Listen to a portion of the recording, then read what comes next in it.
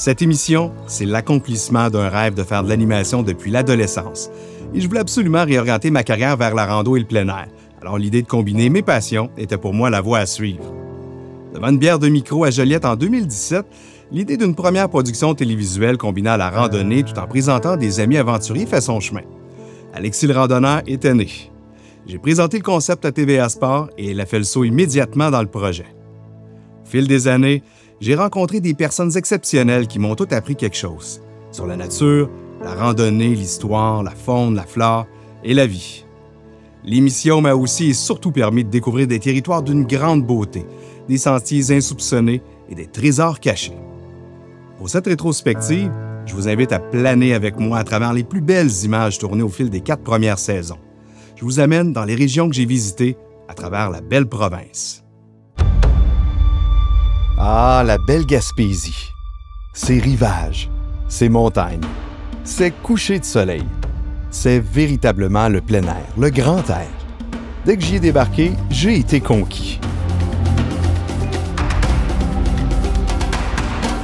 Peu importe la couleur du ciel, peu importe les intempéries, la Gaspésie reste une terre d'accueil pour les aventuriers et les amoureux de nature.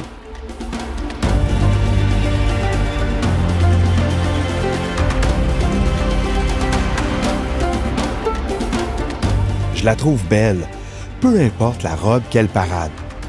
Sur ses sommets dénudés ou dans le creux de ses vallées noyées par des rivières plus cristallines les unes que les autres, on s'y sent en connexion complète avec son environnement.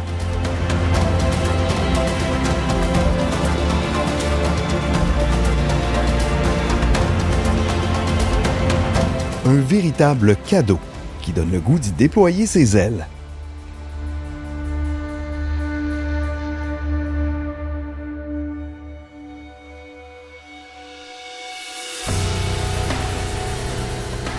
Pour moi, la Mauricie, c'est évidemment le Saint-Maurice. Mais son autre icône me parle tout autant.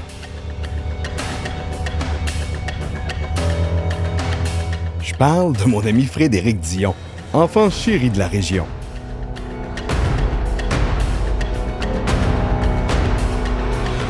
Chaque fois, en le côtoyant, j'ai appris quelque chose de nouveau.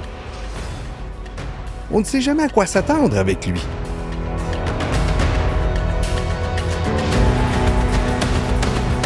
Ce fut un peu le chouchou de la série, étant venu randonner avec moi à 3 reprises sur 3 saisons.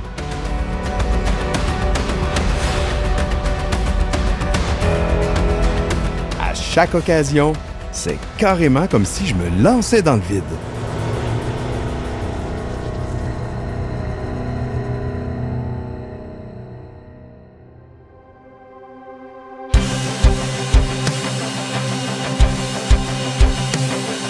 Portneuf, dans la région de Québec.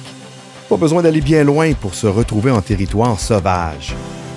C'est là que j'ai retrouvé en bordure de sentier la plus grande concentration de fougères à travers toutes mes randonnées.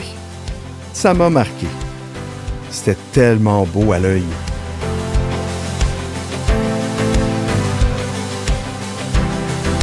Grimper, grimper, toujours grimper. Pourquoi?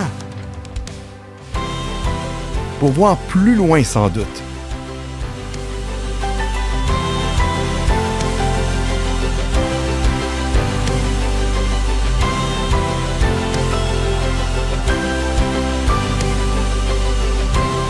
Marcher, marcher, marcher. Pourquoi? Pour trouver et observer une chute magnifique et impressionnante.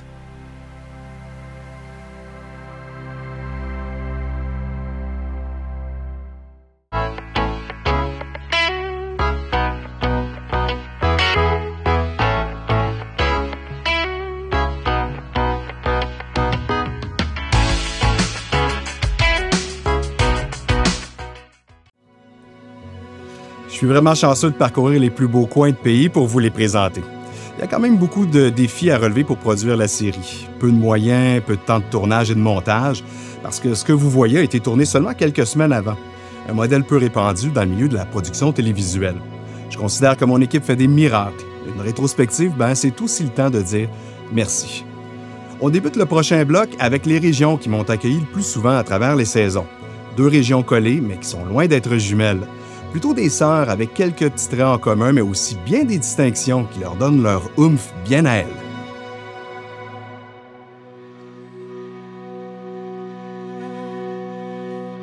L'Outaouais, pays tapissé de lacs et de feuillus à perte de vue.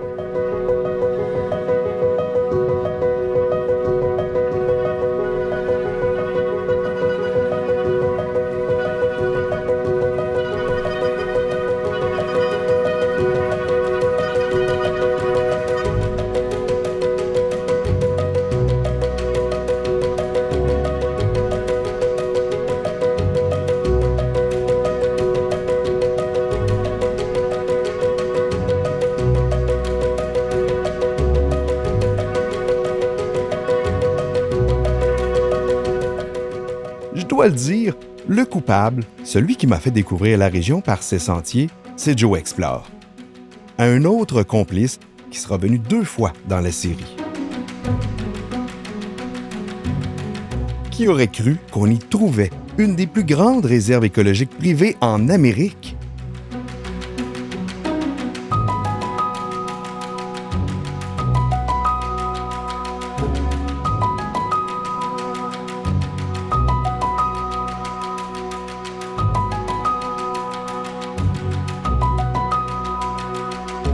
Quand je me retrouve avec Joe, on devient 2 gamins qui veulent seulement jouer et s'amuser. Pour chacun des tournages dans cette région, la rivière des Outaouais n'est jamais bien loin en trame de fond. Même chose pour toutes les belles rivières qui la nourrissent.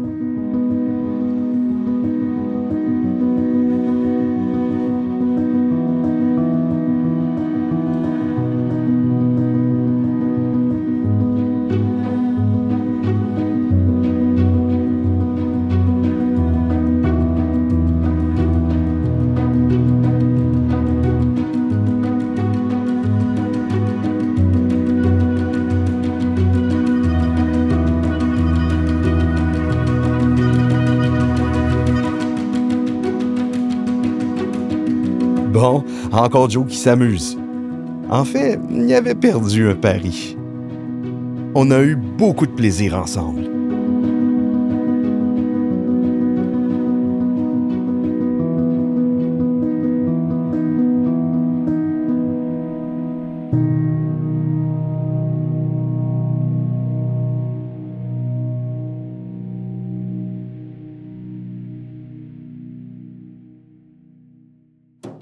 Les Laurentides, ma région natale.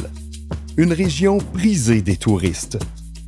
Mais je me suis vite rendu compte que j'avais encore beaucoup à y découvrir. C'est une région où j'ai pratiqué pas mal d'activités entre mes randos pour carrément atteindre les sentiers. Tous les moyens sont bons pour trouver son chemin, non? Hiver comme été, ce n'est pas les activités qui manquent. Une de ces activités, c'est le canot, qui n'est pas une de mes spécialités, mais que j'apprécie particulièrement.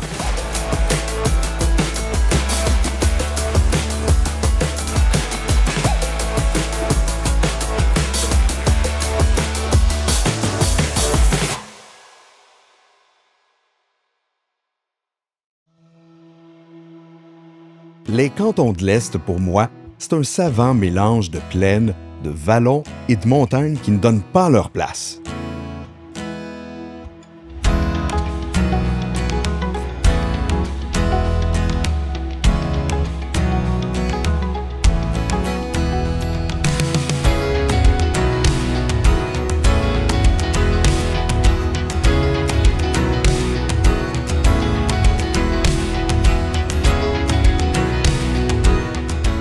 Comme le mont Ham. Bon sang que Fred, le directeur du parc, et moi en avons soufflé un coup car on devait monter rapidement pour les images aériennes. 2 prises furent suffisantes, heureusement pour moi.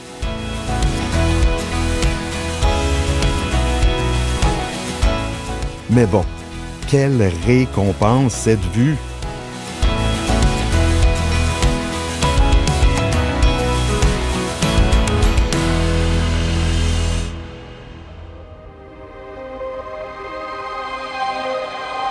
Dans le centre du Québec, ce fut un tournage mémorable pour moi.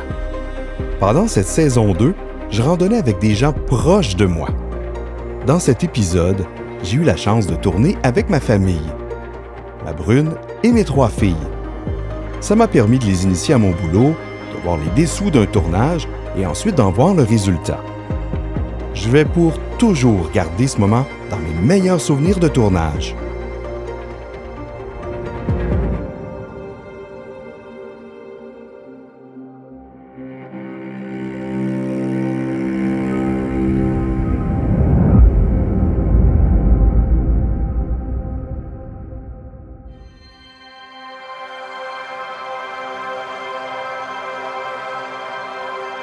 Chaudière-Appalaches. Le nom de cette région résonne en moi et se traduit par zénitude.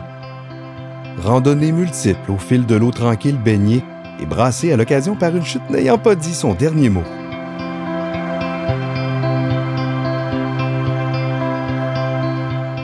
Vallons et montagnes composent parfaitement ce territoire, bordant la frontière avec nos voisins du sud. Au passage, quelques espaces protégés, surplombés par des arbres tricentenaires qui contemplent eux aussi ces étendues de verdure.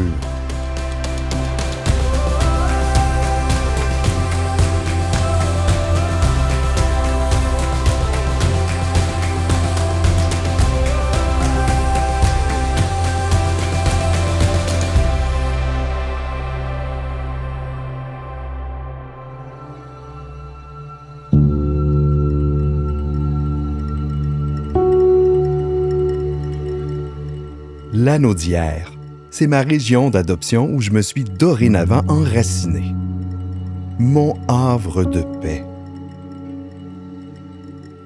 Des parcs et des randos à profusion près de la maison. Parfois même entouré de l'urbain sans s'en rendre compte. Une inconscience volontaire afin d'échapper au quotidien le temps de quelques pas. Lanaudière a tant à offrir aux randonneurs que j'en découvre encore ses recoins après plus de 15 ans dans ces terres.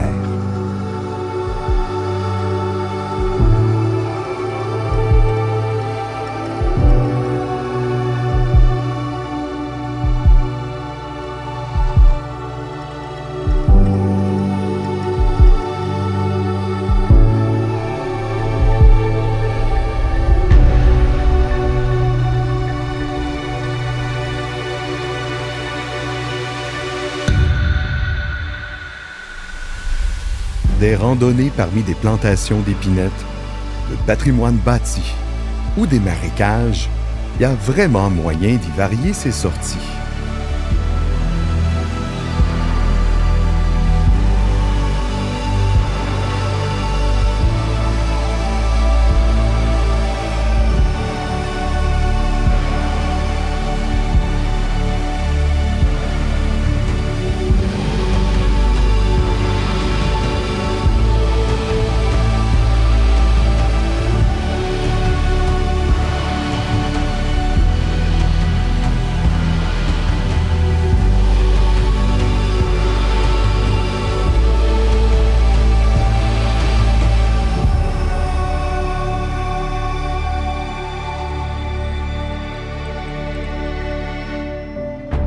En direction du nord de la région, les montagnes nous trouvent. Pour ceux qui cherchent plus costaud, ces dénivelés vous mèneront assurément plus haut.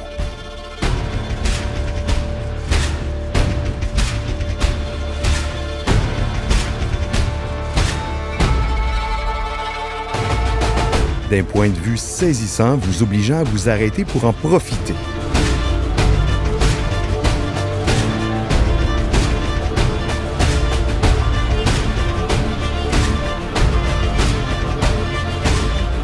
Encore et encore.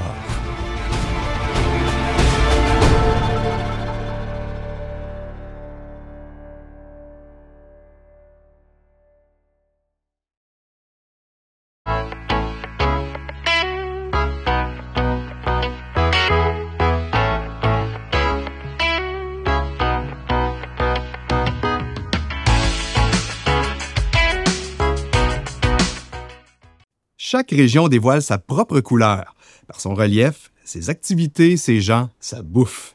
Voyager chez nous sur notre vaste contrée, c'est prendre toute la mesure de nos différences. Des différences qui nous enrichissent collectivement. Des différences qui méritent toutes d'être expérimentées. On débute ce segment avec le bleu bleuet du Saglac. Le Saguenay-Lac-Saint-Jean, c'est synonyme d'eau pour moi. Le fjord, le lac, ses baies et ses rivières, partout où le regard se pose, on trouve de l'eau. Grands espaces, air pur et nature vivifiante, la région réserve plein de surprises à qui s'étendre les bras. Laissez-vous surprendre par ses sentiers, ses histoires et ses panoramas.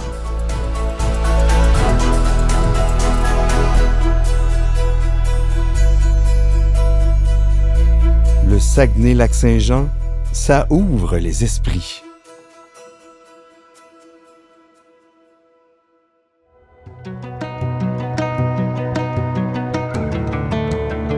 Charlevoix, c'est une région qui me fait vibrer. Au-delà de ces montagnes aux sommets alpins, elle cache bien des endroits qui ne demandent qu'à être découverts. L'idée de combiner d'autres activités de plein air à mes randonnées m'enchante. Surtout quand c'est une destination qui me demande de faire de la route.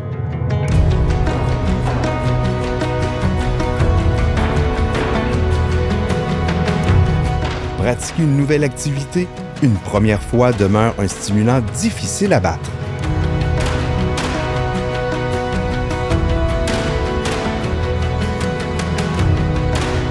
Dans les 2 épisodes que j'y ai tournés, un au sud et un au nord de la région touristique, j'ai pu randonner sur des sentiers moins connus, moins courus, mais qui en offrent tant aux randonneurs qui s'y lancent. Entre autres, des vues imprenables sur notre fleuve Saint-Laurent.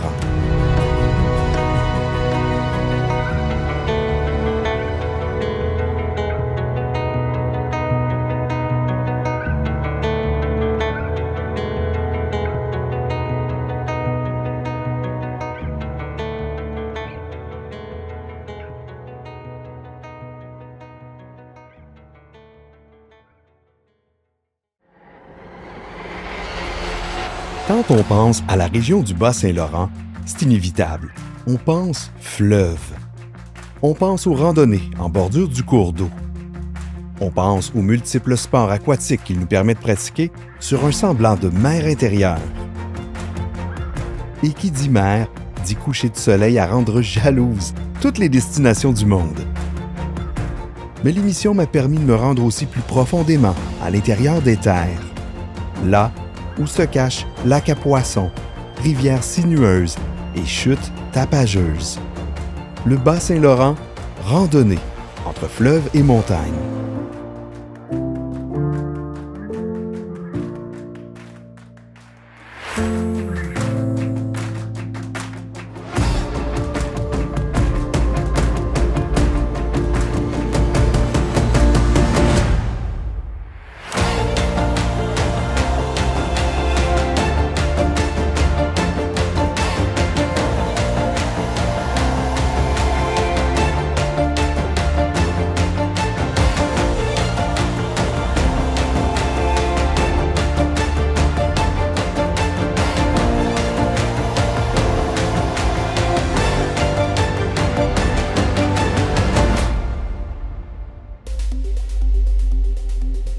La Côte-Nord, une région qui m'est chère. Pas parce que j'y ai de la famille ou que j'y suis pas assez souvent, c'est plutôt le contraire. Il y aura fallu 4 saisons avant d'aller y tourner. Mais l'attente en aura valu la peine. J'ai visité le nord de la région. C'est une autre façon de vivre, plus lente, plus posée. Un quotidien calqué davantage sur ce que la nature nous donne. Des paysages très différents de ce que j'ai eu l'habitude d'arpenter. Beaucoup de mousse, beaucoup de sommets découverts, beaucoup d'épinettes noires. Je pense qu'il faut absolument que les randonneurs se donnent l'objectif et le devoir même de se rendre explorer nos territoires québécois du Nord.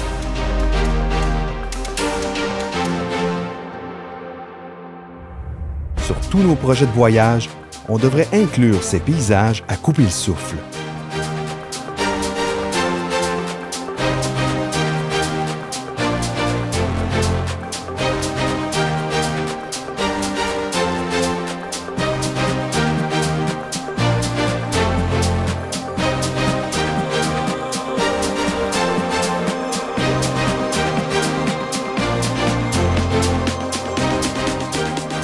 Sans contredit, la Côte-Nord, c'est top. Voilà qui conclut cette émission rétrospective des 4 premières saisons. J'espère que vous avez apprécié ce voyage dans le temps et dans l'espace. C'est la mission que je me suis donnée dès le départ. Promouvoir le sport de la randonnée pédestre, transmettre une nouvelle vision de la randonnée et inspirer la nouvelle génération à emboîter le pas. Influencer ma communauté à reprendre contact avec la nature, à explorer de nouveaux terrains de jeu et à partager cette passion est ma grande motivation. L'accomplir dans le respect des écosystèmes, être conscient qu'il faut les préserver et qu'ils sont fragiles et en faire la promotion est un devoir que je n'oublie pas. Si vous vous êtes dit pendant l'épisode comme moi, « Wow, on a un sacré beau territoire », eh bien, j'ai accompli une grande part de ma mission. Parce qu'il nous reste tant à découvrir ici et ailleurs. Top Rando!